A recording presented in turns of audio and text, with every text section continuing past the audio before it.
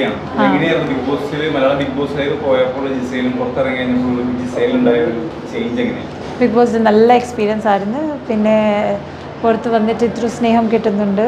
And I'm glad to that I participated in Bigg boss.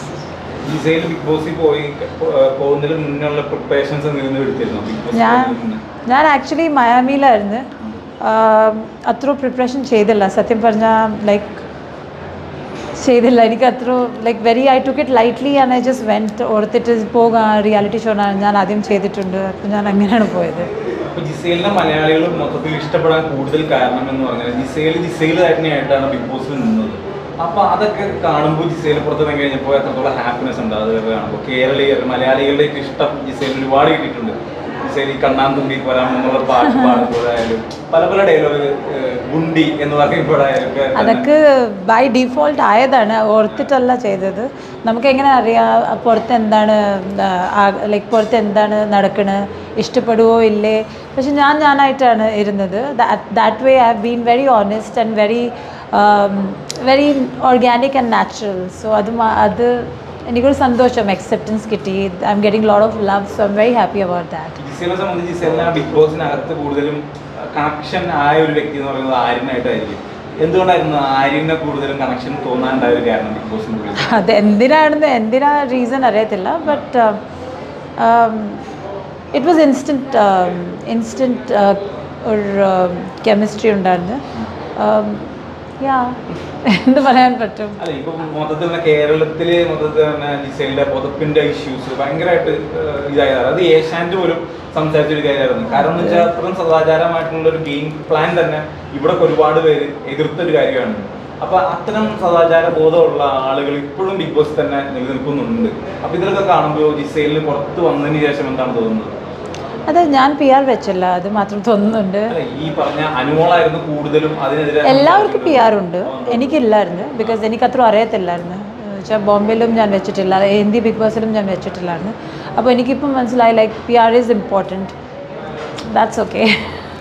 ഇതിന്റെ ഈ മലയാളത്തിൽ ഒരു സംഭവം ഉണ്ടല്ലോ. അപ്പം നമ്മളിപ്പോൾ മലയാളി അല്ലാത്ത ഒരാൾ മലയാളം ബിഗ് ബോസിലേക്ക് പോകുമ്പോൾ മലയാളം എങ്ങനെയാണ് ഇപ്പോൾ പഠിച്ചോ അതോ? ഇപ്പം ഞാൻ നല്ലതായിട്ട് മലയാളം പഠിച്ചു. നല്ലതായിട്ട് മീൻസ് എൻ്റെ നല്ലതായിട്ട്. ആദ്യം എനിക്ക് കുറച്ച് അറിയാമായിരുന്നു, ഇപ്പം എനിക്ക് നല്ലതായിട്ട് അറിയാം.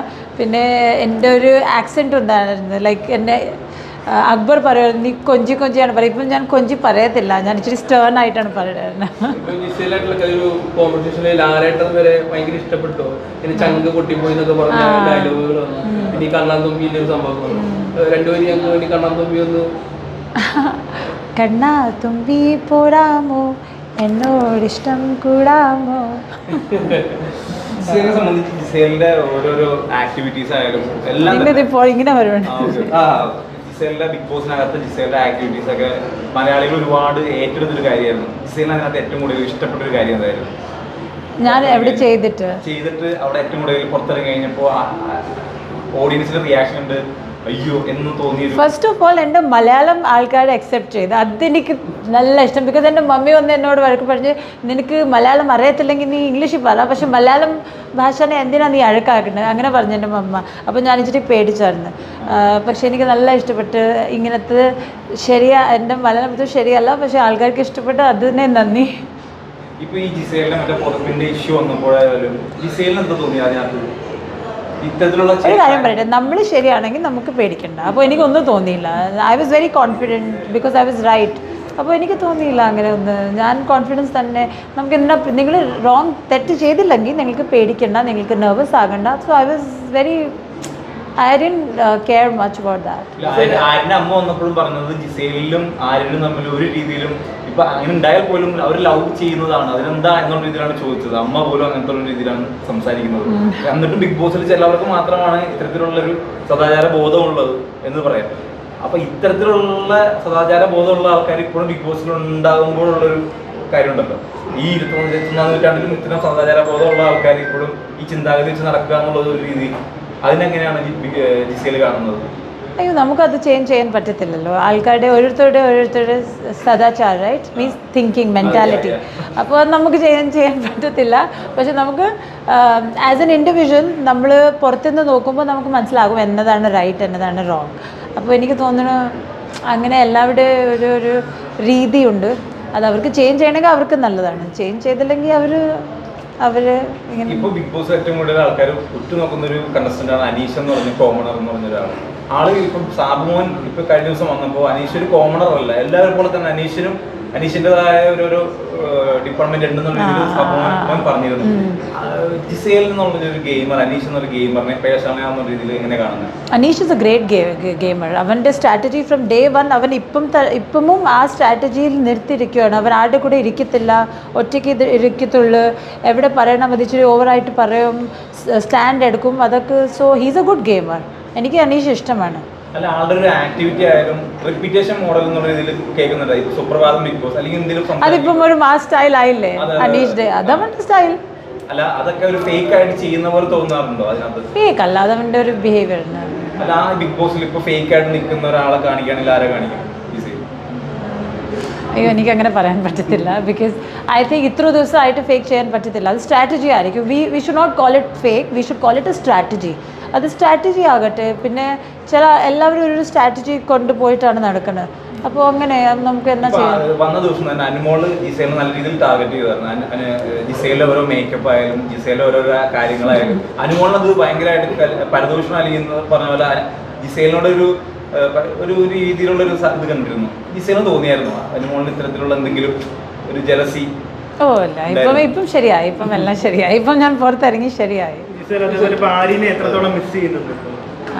മിസ് ചെയ്യുന്നുണ്ട്. ഇത് മതിയല്ലോ.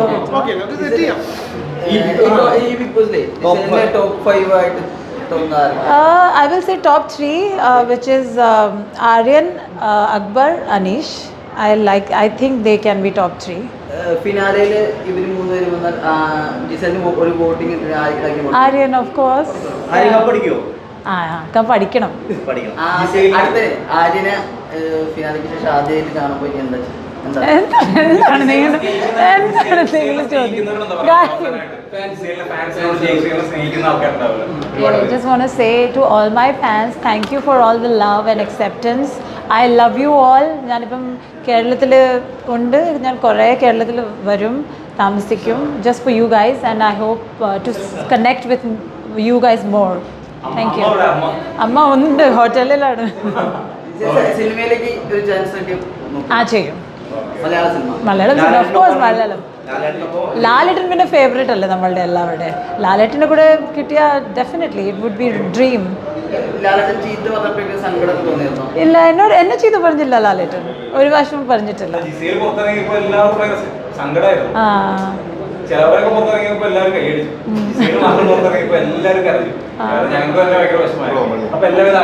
അങ്ങനത്തെ സ്നേഹം കിട്ടിയാ പിന്നെ എന്ത് വേണം. I M blessed. Thank you. ഇച്ചിരി മാറി നിൽക്കാവോ? ബിക്കോസ് ഈ സൈഡ് നോക്കട്ടെ.